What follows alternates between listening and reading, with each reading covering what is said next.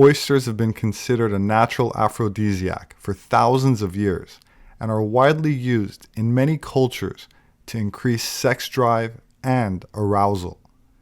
Scientific studies concluded that they have unique amino acids that are known to stimulate sexual desire in both men and women, so I thought this would be a good opportunity to give them a try for the first time.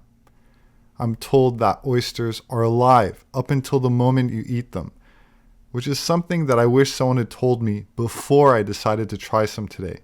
Or rather, maybe it would have been better if I was not told at all. They are definitely an acquired taste, but better than I expected. They come with several different sauces, which probably make them taste better, but it was the consistency which sort of took me by surprise. I tried one from the West Coast and one from the East Coast, and to be honest, could not really tell the difference. But if you know, maybe you can tell me in the comments below. Overall, it was a good experience, and I recommend it if you're the adventurous type. Although they make for a great appetizer, I think I'll stick to something I'm more familiar with for the main course.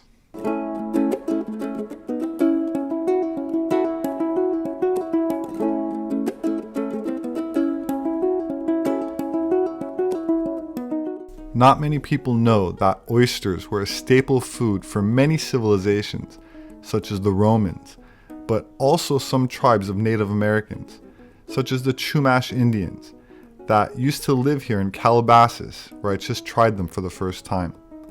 The Chumash main diet consisted of fish, mussels, clams, oysters, but they also ate sea mammals such as seals and otters.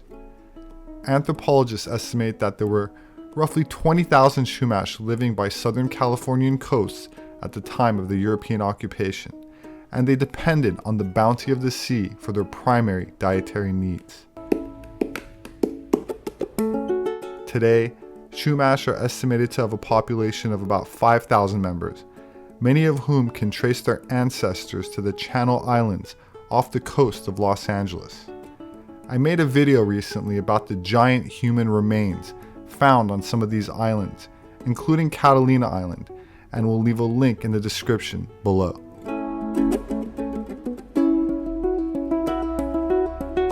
Of course, oysters are not the only seafood thought to enhance one's libido by the ancients, and the science for why this might be so probably has to do with the fact that fish and caviar is also packed with nutrients such as B12, sulfur, calcium, iron, and zinc, some of which are believed to enhance one's passion, desire, and drive. In some Caribbean cultures, it's believed that eating shrimp during lovemaking doubles the pleasure, but they're also high in cholesterol, so today I'll just stick to fish.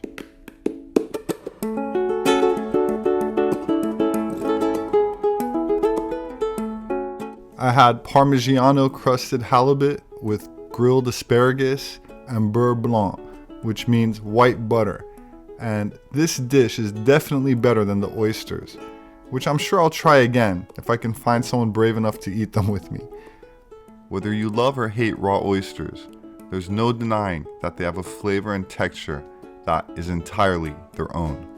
For now, I'll just enjoy this fish, and then we can start today's episode.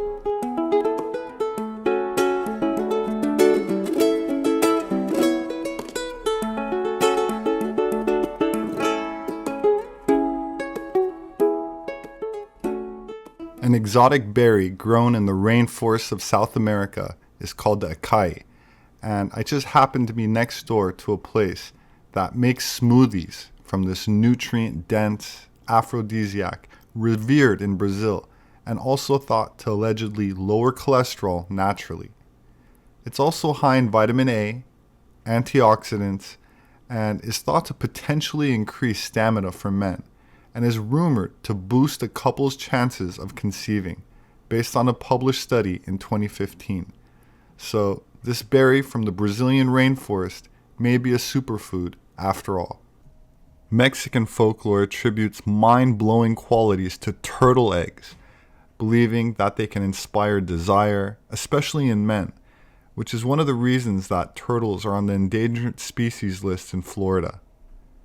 Palestinian fishermen believe that the blood of sea turtles in the Mediterranean has a similar effect on men, but unfortunately these animals are also an endangered species, so most fishermen from the Levant release them when they're accidentally caught. The ancient Chinese believed that warm snake's blood gave men prolonged arousal and stamina, and the more venomous the snake, the more effective it was thought to be, with some sources even adding some of the venom to the blood to enhance virility, along with some alcohol to make it allegedly safer to drink. No, I will not be trying any for this episode.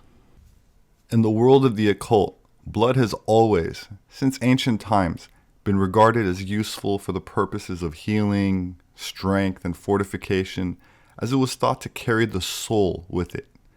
If a conqueror drank the blood of their victim, it was believed that they could gain the power and strength that previously belonged to them.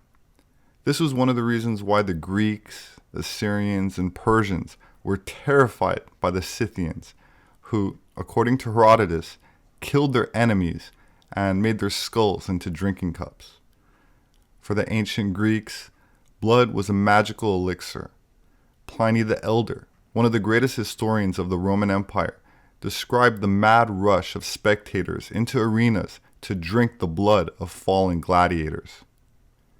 Born in 1560, Hungarian Countess Elizabeth Bathory believed the fountain of youth ran in the blood of virgins and was said to have regularly bathed in the blood of young girls to preserve her youth.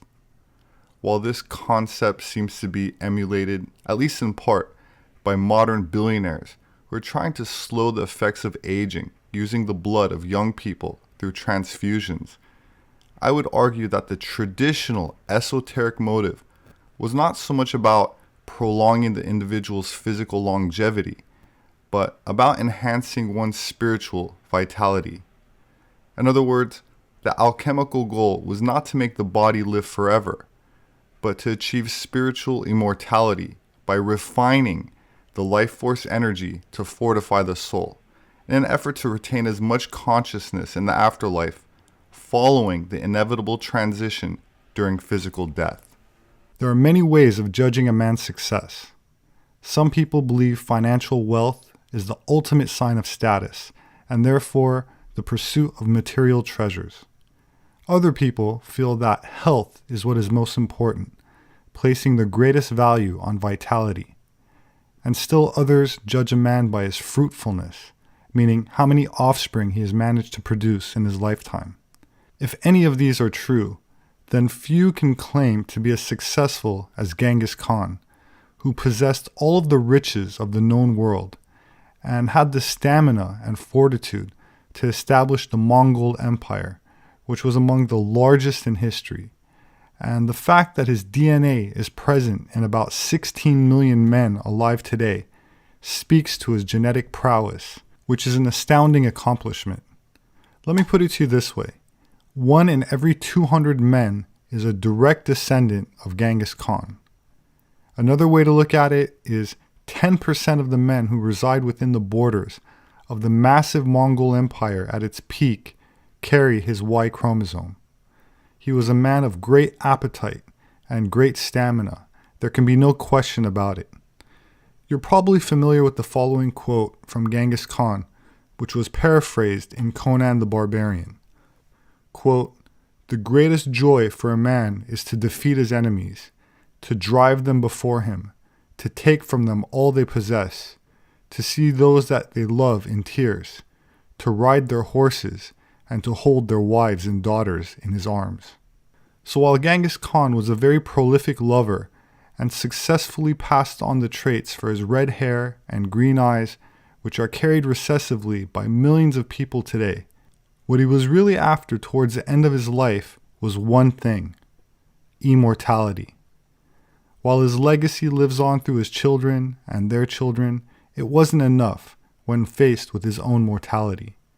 We know this because of a letter Genghis wrote to a famous Taoist monk urging him to cross the vast distance to come to his court to teach him the alchemical secret of preserving the life force, harnessing and transmuting the chi, ki, or prana, and bestowing immortality. Master Chang Chun was an eminent Taoist monk and alchemist born in 1148, and thus elderly at the time of his trip. His Taoist sect was known for extreme asceticism, which held that a man's natural state had been lost, or was in a fallen state, but could be recovered through certain ancient Aryan practices, the same internal alchemical techniques utilized by esoteric occult organizations in Europe, such as the Vril Society. Techniques which harness and transmute biomagnetic energy into much higher and subtler forms. Chang Chun was invited or ordered by Genghis Khan to travel to his court, which at the time encamped in Central Asia. The route went through the Altai and Tian Shan mountains and the southern parts of today's Kazakhstan, through Kyrgyzstan, and then down into Iran and Afghanistan. He was accompanied by his disciple Li Chi Chang, who composed a detailed diary of the journey, and it was published in 1228. I would now like to present to you Genghis Khan's letter of invitation to Taoist master Chang Chun. Heaven has abandoned China, owing to it its haughtiness and extravagant luxury. But I, living in a northern wilderness, have not inordinate passions. I hate luxury and exercise moderation. I have only one coat and one food. I eat the same food and am dressed in the same tatters as my humble herdsman. I consider the people my children and take an interest in talented men as if they were my brothers. We always agree in our principles, and we're always united by mutual affection. At military exercises, I'm always in the front, and in time of battle, I'm never behind. In the space of 7 years, I've succeeded in accomplishing a great work and uniting the whole world in one empire. I have not myself distinguished qualities, but the government of the kin is inconstant, and therefore heaven assists me to obtain the throne. The Sung to the south, the Hui Ho to the north, and the Hia to the east, and the barbarians to the west, all together have acknowledged my supremacy. It seems to me that since the remote time of our Shan Yu, such a vast empire has not been seen. But as my calling is high, the obligations incumbent on me are also heavy, and I fear that in my ruling there may be something wanting. To cross a river we make boats and rudders. Likewise, we invite sage men, and choose our assistants for keeping the empire in good order. Since the time I came to the throne, I have always taken to heart the ruling of my people, but I could not find worthy men to occupy the places of the 3 and the 9. With respect to these circumstances, I inquired and heard that thou, Master, hast penetrated the truth, and that thou walkest the path of the right. Deeply learned and much experienced, thou hast much explored the laws. Thy sanctity is become manifest. Thou hast conserved the rigorous rules of the ancient sages. Thou art endowed with the eminent talents of celebrated men. For a long time thou hast lived in the caverns of the rocks, and hast retired from the world. But to thee the people who have acquired sanctity repair, like clouds on the path of the immortals, in innumerable multitudes. I knew that after the war thou hadst continued to live in Shangtung, at the same place, and I was always thinking of thee. I know the stories of the returning from the river Wei in the same cart, and of the invitations in the reed hut 3 times repeated. But what shall I do? We are separated by mountains and plains of great extent, and I cannot meet thee. I can only descend from the throne and stand by the side. I have fasted and washed. I have ordered my adjutant Lu Chung Lu to prepare an escort and a cart for thee. Do not be afraid of the 1,000 li. I implore thee to move thy sainted steps. Do not think of the extent of the sandy desert.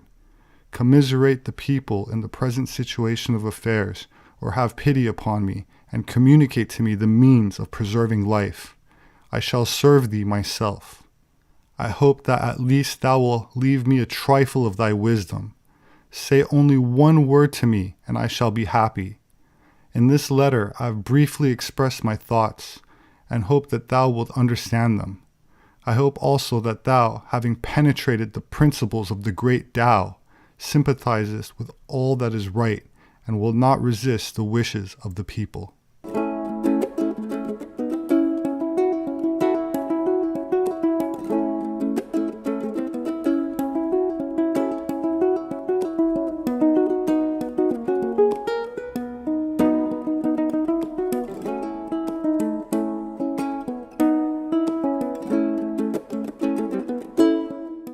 While the quest for immortality is ancient and diverse, in the context of original Taoism, it is quite specific. Immortality is usually simply defined as eternal life, being exempt from death, and unending existence. While Genghis Khan probably to some extent wanted to extend the life of his flesh body, the occult nature of esoteric internal alchemy does not revolve around anti-aging or cheating death, but rather on fortifying other aspects of a person's beingness not acknowledged in modern Western science.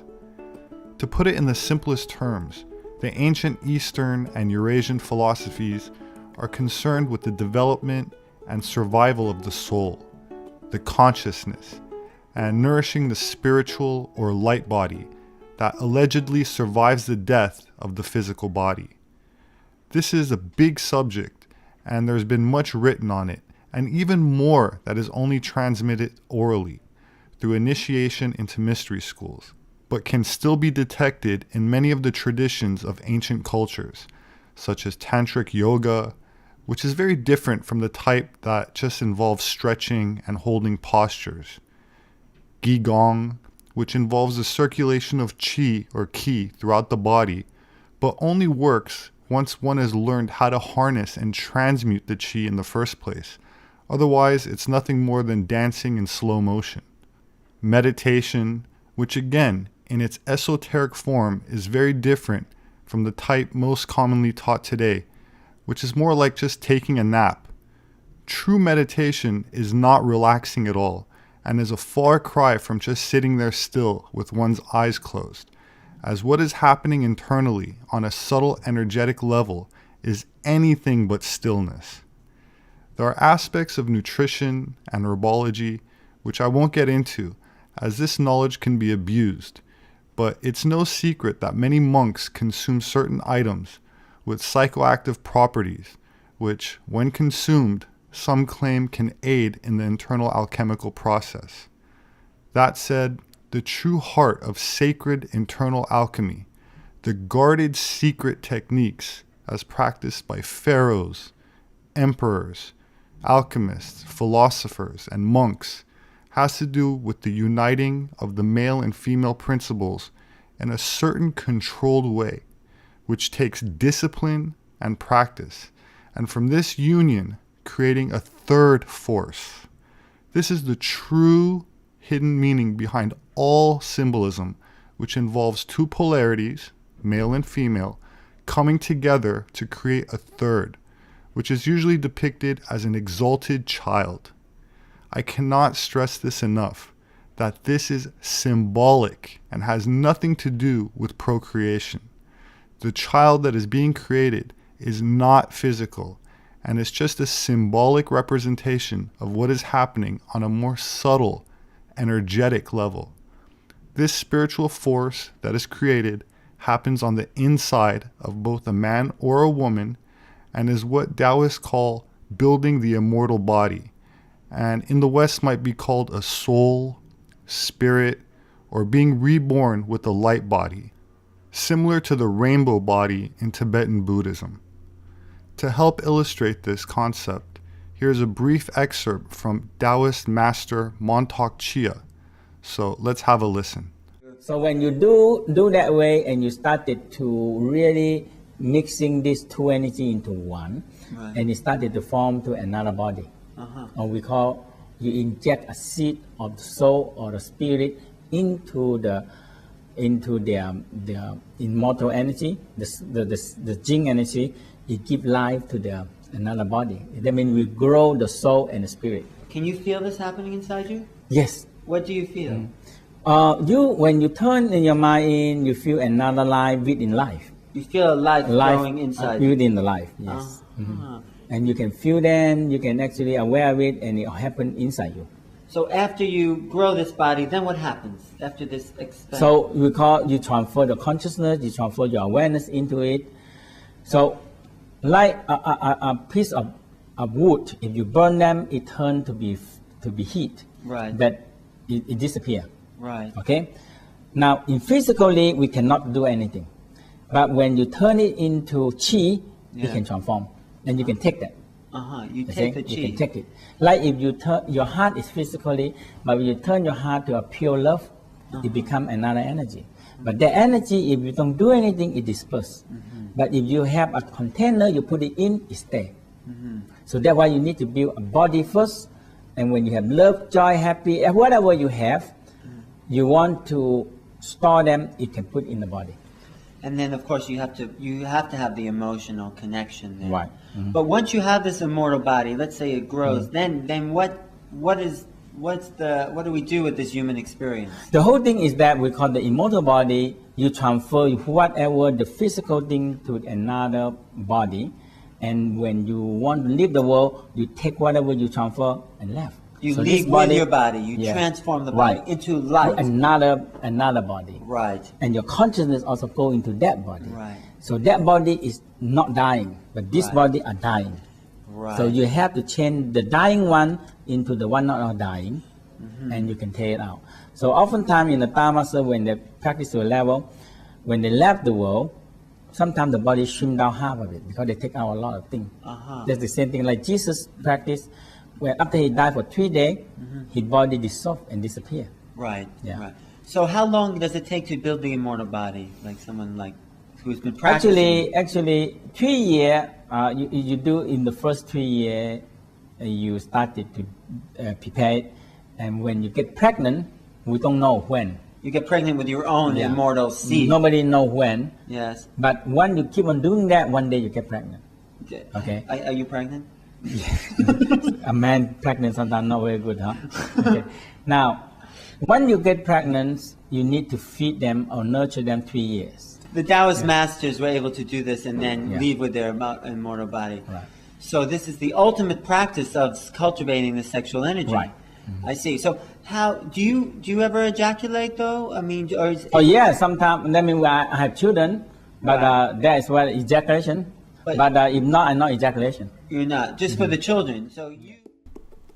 Many of the world's ancient traditions, including those of Hinduism, Taoism, Tibetan Tantra, Gnosticism, esoteric Christianity, certain Sufi sects, and oral aspects of the Kabbalah, maintain that a person's concentrated life force energy is dissipated and lost at the moment of climax.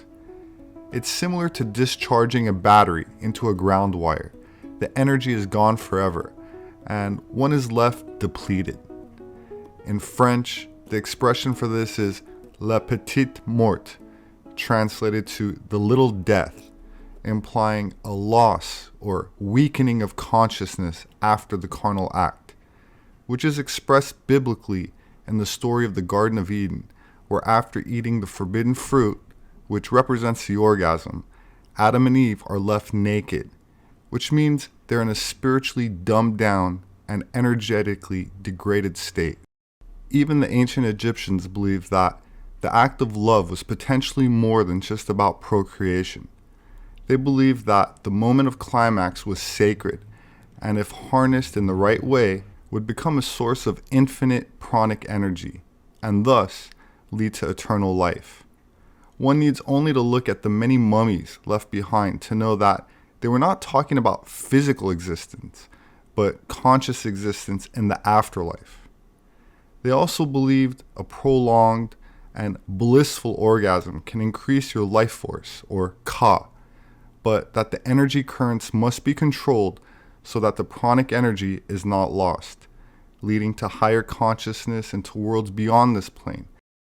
The elixir of life, or what alchemists called the philosopher's stone, has many names and allegedly cures any disease, granting the drinker immortality. This fountain of youth was sought after by many cultures through the ages and is mentioned in various ancient works, including the Epic of Gilgamesh, dated to around the 2nd millennium BC. It's described in Hindu scriptures as Amrita, and some interpretations of the Bible equated to Jesus' reference to the water of life, which he says will, quote, become in him a spring of water welling up to eternal life.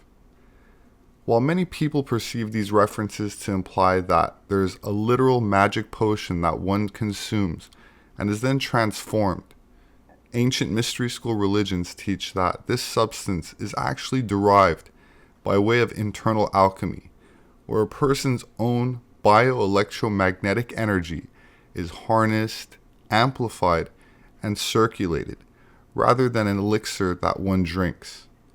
This liquid gold substance is called chi, or ki in the East, prana in India, vril in certain European secret societies, and translates to life force energy, which is available to all races of people, and by extension all living beings, including animals.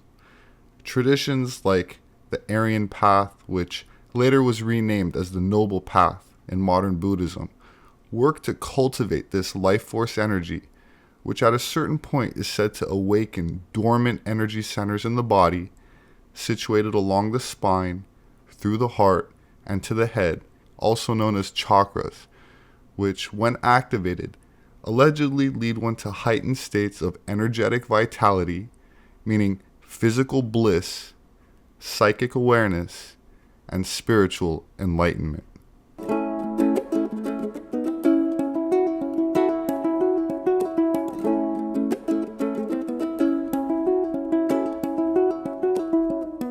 My name is Robert Sepehr. I'm an anthropologist.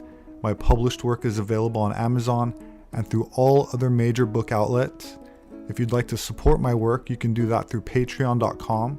There should be a link in the description. Please subscribe for future updates. Leave your thoughts below. Have a wonderful weekend, and I hope to see you again soon.